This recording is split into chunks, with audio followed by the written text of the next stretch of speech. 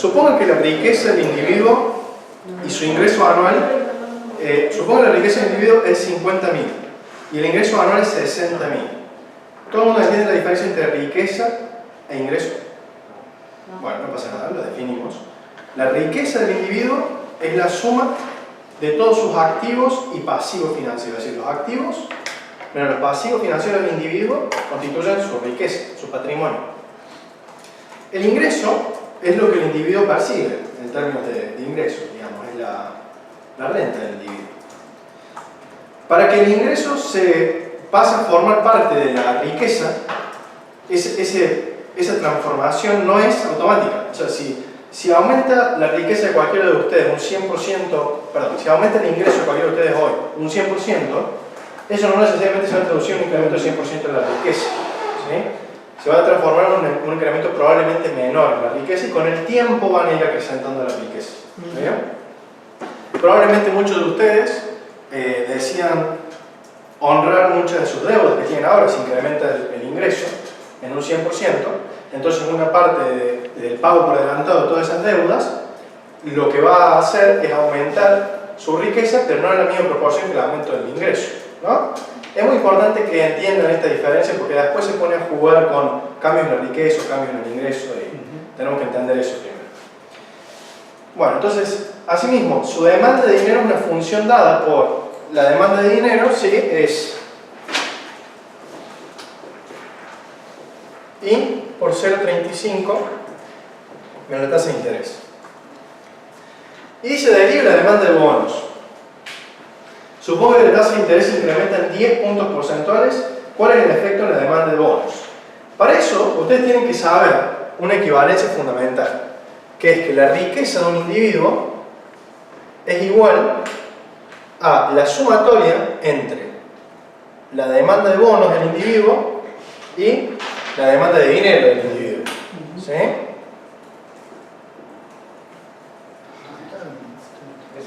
Eso es una equivalencia fundamental. Entonces, ¿cuánto era la riqueza de este individuo? 50.000, ¿verdad?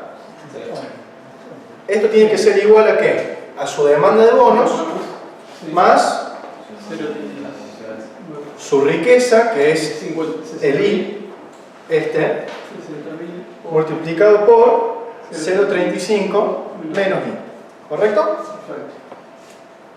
Bien. En función de eso, lo que me pide es que despeje esto. ¿Sí? Si yo despejo esto, me queda una expresión como esta. 50.000 menos 60 por 0,35 menos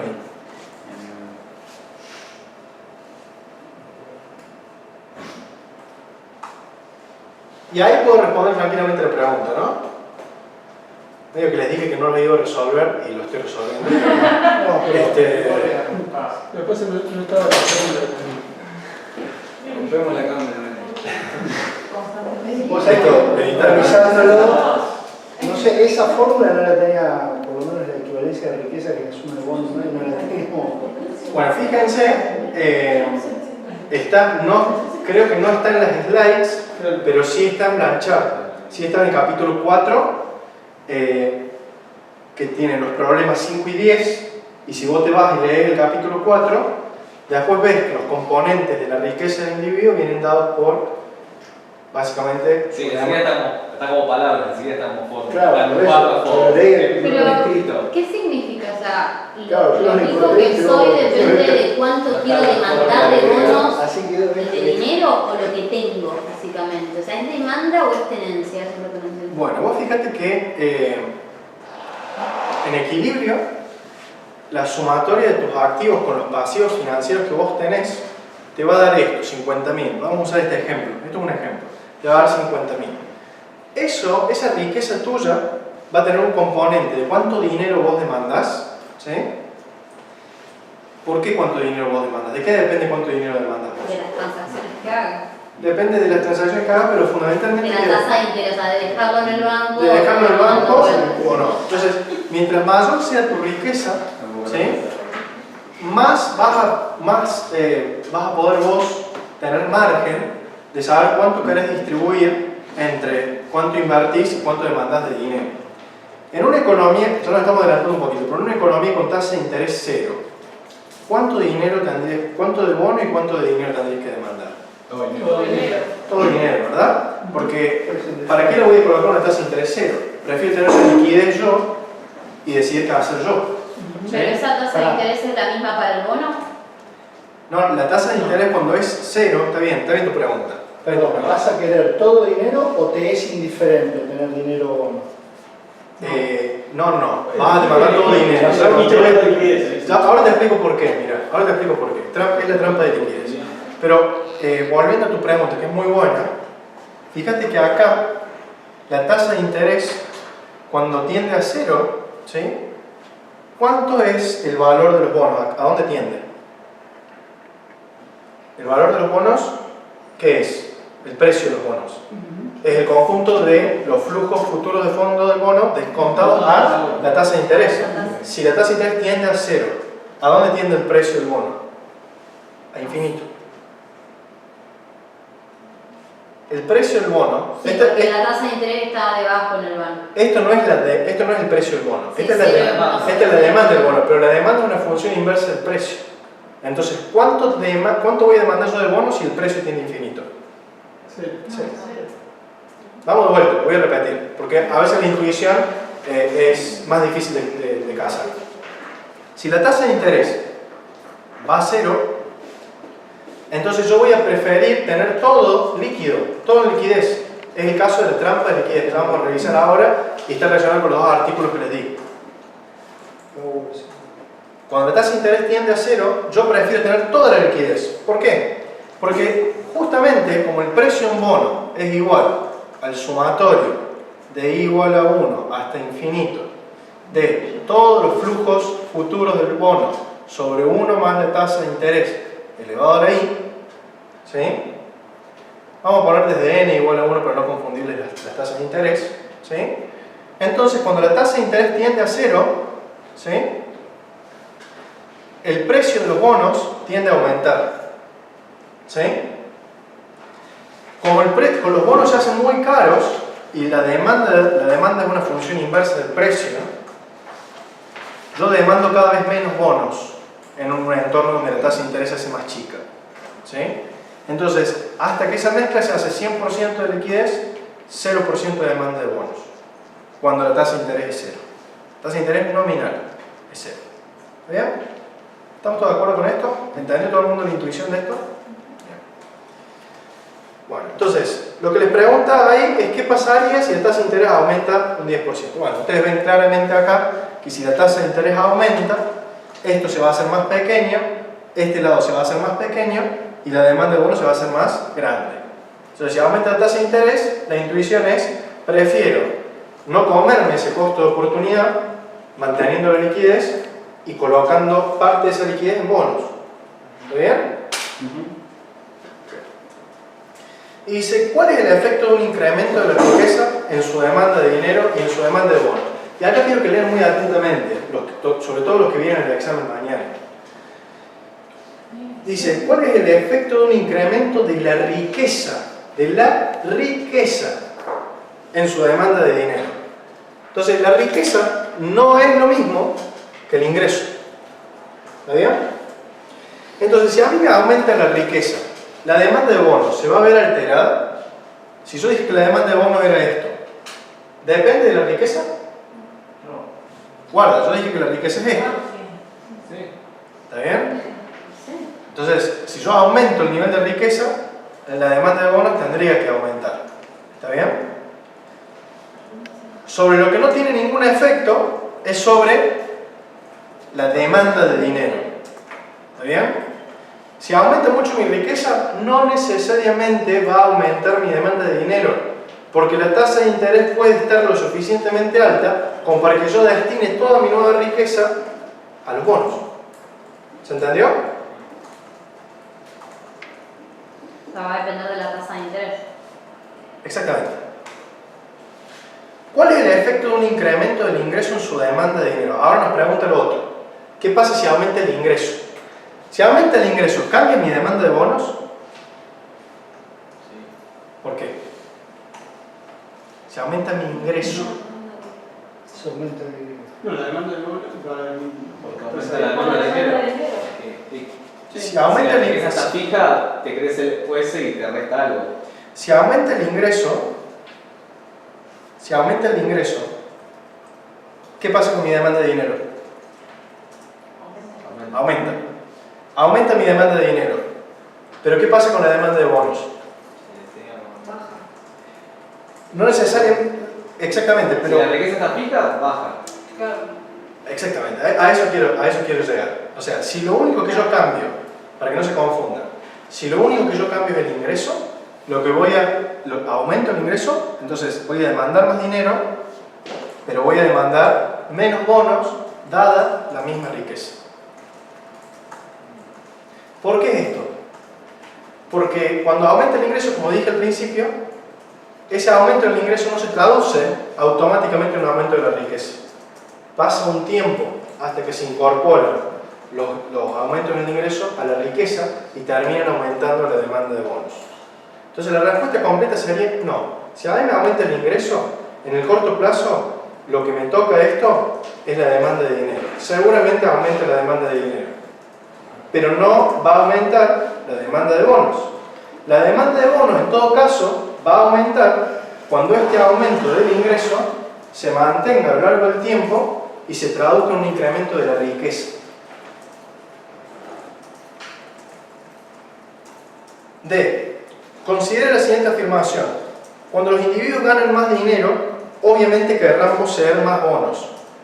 ¿Qué es incorrecto en esa proposición? Lo acabamos de decir, ¿no? Dice, cuando los individuos ganan más dinero, o sea, tienen más ingresos, obviamente querrán poseer más bonos. No, justamente porque no es automático el traslado del ingreso a la riqueza. Bueno, y ahora vamos a ver la trampa de liquidez. Y se supone que la demanda de dinero está dada por esa misma ecuación, pero con 0,25, ¿sí? Eso sería I 0,25 menos tasa de interés. En la medida que la tasa de interés sea positiva, dice. Las preguntas a continuación se refieren a situaciones donde la tasa de interés es cero. Bien, y acá les voy a introducir un poquito el tema de la tasa de interés cero y la trampa de liquidez. ¿A qué se llama trampa de liquidez? ¿Qué vieron ustedes en el teórico de la trampa de liquidez? ¿Se acuerdan de algo de haber visto la trampa de liquidez? Que llegó un punto de la tasa de interés era tan baja, acercándose a cero, que ya no tenía efecto esto de... La política monetaria. La política monetaria, es decir, Bueno, esto nos pasa a nosotros.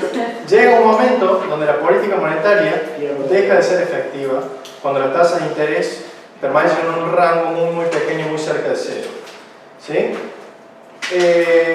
Hay que ser cuidadoso con los ejemplos que uno dice, que uno elige para demostrar las trampas de liquidez. Yo prefiero ir por lo seguro y decir, bueno, aquellos en los que la bibliografía o el estado del arte, digamos, considera que efectivamente fueron trampas de liquidez, que fueron la gran crisis de la década del 20, o sea, el crack del 29, ¿sí?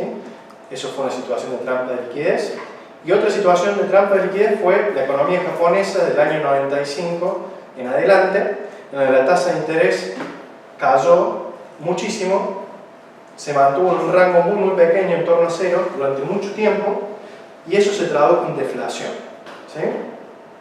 Cuando la economía cae en una trampa de liquidez y la política monetaria deja de ser efectiva para ayudar a salir de esa situación, lo que tiende a ocurrir es que esas economías caen en deflación y se genera algo que se llama un círculo vicioso, en donde mucha deflación genera que quiebren muchas instituciones financieras, el sistema financiero de los países se enferma y no solo la política monetaria ya no es efectiva, sino que empiezan a sufrir todos los sectores atados al sistema financiero que está en crisis, porque evidentemente las tasas de interés que tienen son prácticamente cero.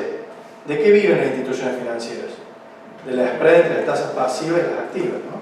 Entonces, cuando las tasas son muy pequeñas, el margen de rentabilidad que tienen es absurdamente pequeño. Pero, eso no genera que digamos, las entidades financieras expandan sus créditos porque la tasa es baja, entonces accede más gente a los créditos y se generan quizás precios de los bienes más altos que lo habitual, ¿no? Claro. No, está bien lo que Se decís. genera burbujas que después se tratan de corregir subiendo la tasa de interés. Es todo un problema. Lo que dice Federico es muy cierto. Está todo reflejado en el artículo que les compartí, que tiene 2 páginas nada más, creo, que es de la Universidad de Princeton. ¿Sí? Todo esto que dice Federico lo ilustra muy bien la persona que escribe el artículo. ¿Sí?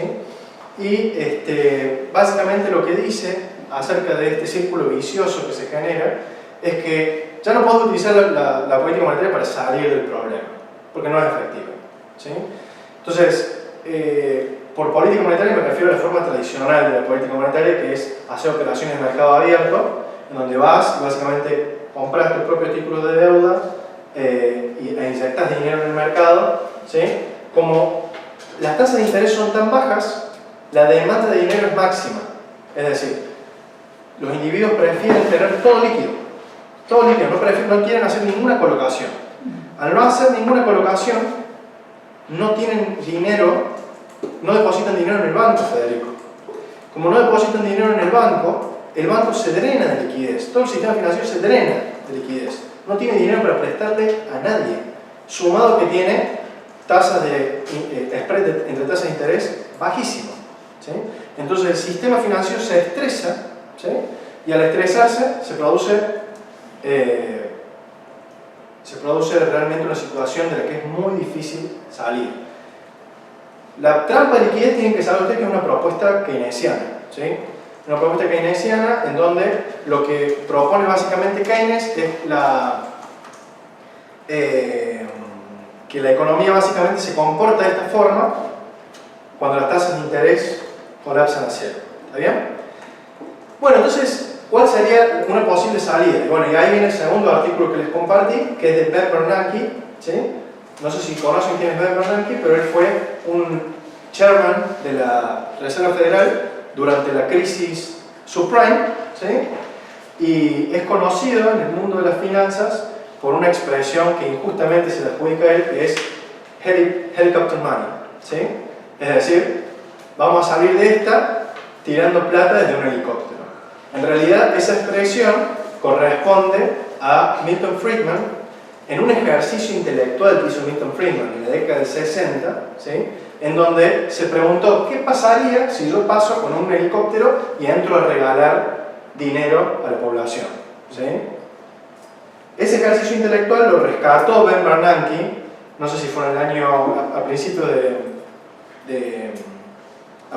del siglo, digamos, del 2000, no sé si lo dijo primero en una conferencia del 2002, bueno, en fin, no importa cuándo lo dijo esa expresión, la rescató, y ahí Ben Bernanke, en este artículo que les comparto, explica cómo primero lo retaron por usar esa expresión, y le dijeron, no es la forma en que habla un banquero central, esa, y él dijo, no la saquen a la expresión porque todo el mundo sabe que no es mía, sino que es de Milton Friedman, y que todo el mundo sabe de qué estamos hablando cuando yo hablo de helicopter money.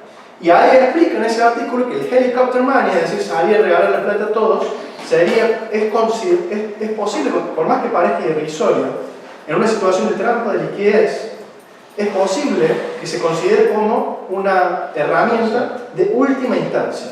Una herramienta de última instancia en una especie de manotazo de ahogado. ¿Sería una tasa de interés inversa? ¿Perdón? ¿Sería como una tasa de interés inversa? Claro, Sería depreciar la moneda por la cantidad de billetes. Eso hace que la gente en algún punto empiece a generar inflación. Efectivamente. Si empiezo a regalar dinero, el dinero vale cada vez menos. Entonces, ¿qué es lo que estoy haciendo regalando dinero? Bajando la demanda de dinero, ¿no? Entonces, en una situación de trampa de liquidez, lo que usted tiene que hacer es bajar la demanda de dinero. Pero ¿Sí? no podría ser algo para discutir, ¿no? Pero aumentar el gasto público, ¿no sería, por ejemplo? Si Si vos aumentás el gasto, como acá, cuando imprimís. Inyectar dinero en... Imprimimos para hacer obra, ponele. Sí. Eso no debería... Ahora te muestro qué es lo que pasa. En una situación de trampa de liquidez, como la tasa de interés es cero, vos tenés la función de demanda, vamos a llamar la función IS acá, ¿verdad? Lo que vos decís es, bueno, este es el producto, ¿no? Y estos son los precios. ¿Correcto? Lo que vos decís es, bueno, extendemos la política, hacemos una política fiscal expansiva. Pero la política fiscal expansiva, como la curva de LM es así, me dejan exactamente el mismo ingreso, pero con mayores precios. Esto se llama estanflación. ¿Sí? La solución que propone... ¿Cómo es tu nombre? Agus. ¿Agus? Agustina. Sí, Agustina. Agustina. La solución que propone Agustina generaría estanflación. ¿Sí? Claramente estoy en otro ministerio. No pasa nada, no pasa No, nada. pero de alguna manera, Estamos acá para aprender. pero no, pero en respuesta a la deflación, Sí. digo, ¿cuál sería el mal menor entre una deflación que te destruye todo y una estanflación que obviamente tiene un montón de consecuencias? Bien, eso lo vimos en la clase pasada. Dijimos, no hay que confundirse, la deflación es igual o peor que la inflación. ¿Sí? Ahora bien, ¿cuál es la solución? Todo el mundo se pregunta esto, o sea, lo que nos estamos preguntando nosotros se lo preguntan economistas realmente muy pesados, se lo han preguntado a lo largo de la historia. ¿Cómo salimos de una situación de trampa de liquidez? La respuesta de Milton Friedman fue hacer un ejercicio de decir, bueno, helicopter money, ¿qué pasaría? Y bueno, ¿qué pasaría si yo, teniendo una situación de tasa de interés cero, empiezo a regalar dinero? Las tasas de interés empezarían a aumentar, ¿sí? Las tasas de interés empezarían a aumentar y esa es la forma de la que vos podrías salir de la trampa de liquidez. Estarías atacando directamente el problema, que es que las tasas de interés están extremadamente bajas, ¿sí? Léanlo después del artículo y si les queda alguna duda, por favor, mándenme un correo.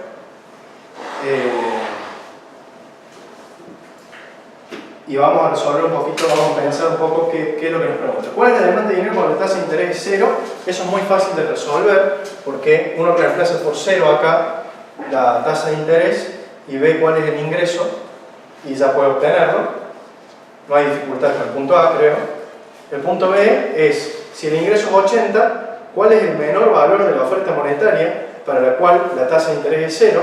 En ese caso tengo que trabajar con la igualdad entre oferta monetaria igual a demanda de dinero y puedo obtener la menor el menor valor de la oferta monetaria para la cual la tasa es cero. Subir la tasa. ¿Cómo? Si inyectás...